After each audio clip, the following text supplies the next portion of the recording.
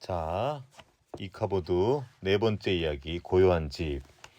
자, 지난 시간에 이 프레드 왕이 이제 그 신하가 헤링본이 뭐라 그랬냐, 화환 좀 보내주라. 근데 화환은 보내주고 한번 좀 방문해 보면 어떠냐 그랬더니 안 방문하지 않지.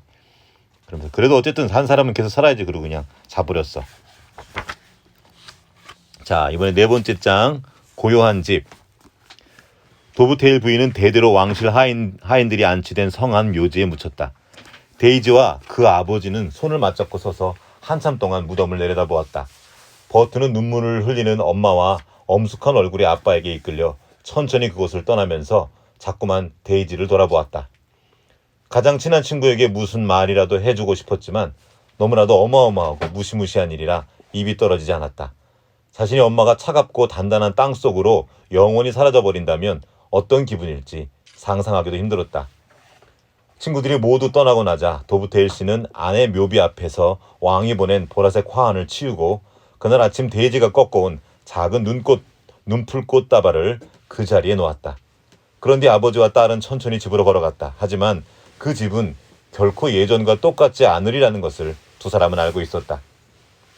장례식 일주일 뒤 왕은 사냥을 가기 위해 근위대와 함께 말을 타고 궁전 밖으로 나왔다. 평소처럼 지나는 곳마다 사람들이 정원으로 나와 허리 숙여 인사하며 환호했다.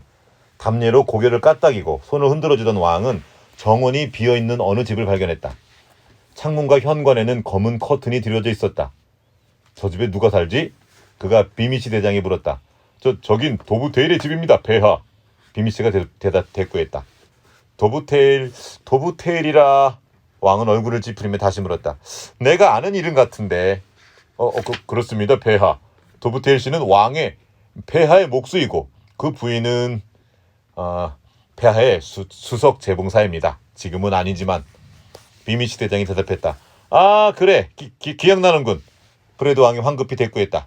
그러곤 우유처럼 새하얀 군말을 재촉해 검은 커튼이 드리워진 도브테일의 창문들을 빠르게 지나쳐가며 그 생각을 떨쳐내고 사냥에만 집중하기로 했다.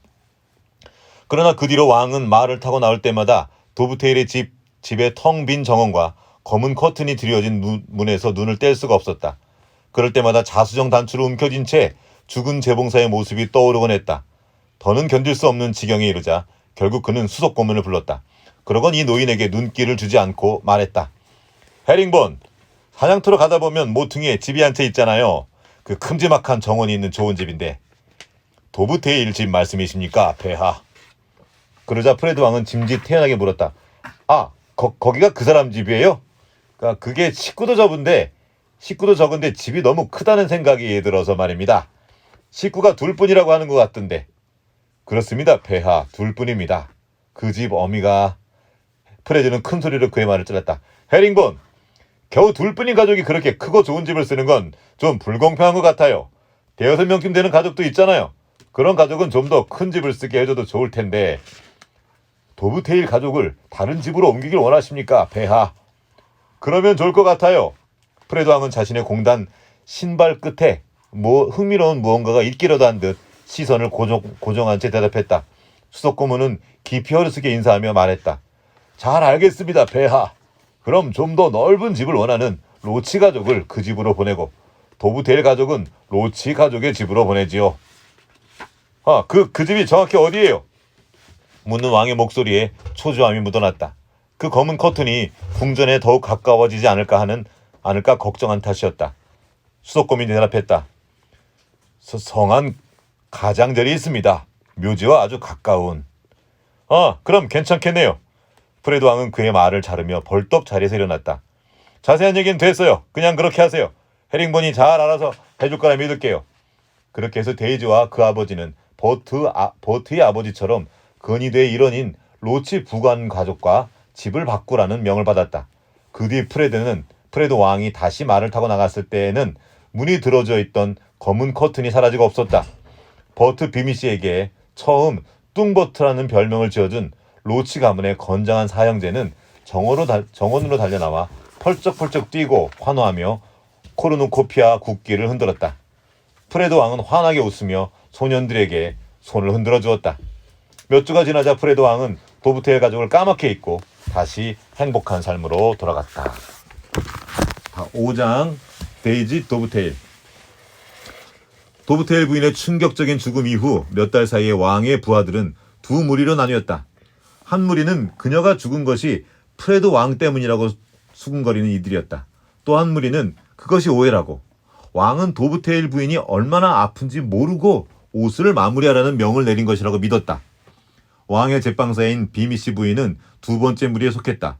왕은 늘 비미씨 부인을 자상하게 대해주었고 공작의 기쁨이나 소소한 사치가 특별히 맛있는 날에는, 이거 저거야, 빵이 이름이야. 빵 이름. 빵의 이름이 공작의 기쁨. 빵의 이름이 소소한 사치야. 그게 특별히 맛있는 날에는 그녀를 식탁 앞으로 불러 칭찬을 아끼지 않았으므로 그녀는 왕이 친절하고 자비로우며 사려 깊은 사람이라고 믿어 의심치 않았다. 그래서 남편 비미시 대장에도 이렇게 말했다. 틀림없이 누군가가 깜빡하고 폐하께 말씀드리지 못했을 거야. 아픈 사람에게 그렇게 일을 시킬 분이 절대 아니라고. 그 일에 대해 몹시 괴라고 계실걸? 그래, 그러실 거야. 비미시 대장이 대꾸했다. 그의 할아버지로부터 아버지 일을 거쳐 자신에 이르기까지 모두 근위대에서 충실히 복무했으므로 그 역시 아내처럼 왕을 긍정적으로 평가하고 싶었다. 그래서 프레드 왕이 도브테일 부인이 죽은 뒤에도 그다지 울적해 보이지 않았으며 평소처럼 사냥을 나갔다는 것을 알면서도, 또 도브테일 가족의 옛집을 떠나 묘지 옆으로 이사한 것을 알면서도 왕이 자신의 제봉사에게 일어난 불행한 일을 안타깝게 여기고 있으며 도브테일 부인의 남편과 딸 이사한 일에는 전혀 관여하지 않았을 거라고 믿으려고 했다. 도브테일 가족이 이사한 집은 우울한 곳이었다. 묘지 가장자리를 애두른 키 큰 주목나무들 때문에 햇볕도 잘 들지 않았다. 하지만 데이지의 침실 창문에서는 어두운 나무 가지들 사이로 엄마의 무덤이 바로 보였다. 이제는 버트와 옆집에 살지 않는 탓에 그 애를 예전처럼 자주 보지는 못했지만 버트가 틈만 나면 데이지를 보러 왔고, 예전 집에 비해 훨씬 더 비좁아진 정원에서도 그들은 그에 맞는 놀이를 찾아냈다. 도브테일 씨가 새로 이사한 집이나 왕에 대해 어떻게 생각하는지는 아무도 알지 못했다. 그는 함께 일하는 궁전 사람들에게도 그런 얘기를 전혀 털어놓지 않았다.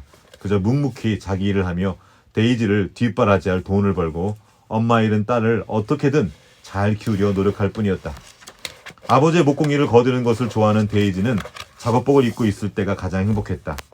흙이 묻어도 그리 신경 쓰지 않고 옷에 별로 관심이 없는 성격 덕분이었다. 그러나 장례식 이후 엄마의 무덤에 싱싱한 꽃다발을 갖다 놓으려 갈 때면 매일 다른 드레스로 갈아입었다.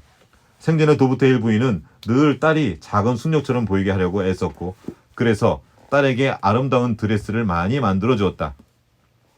가끔은 자비로운 프레드 왕의 허락을 받아 왕의 최고급 의상을 만들고 남은 자투리 천으로 딸의 드레스를 만들기도 했다.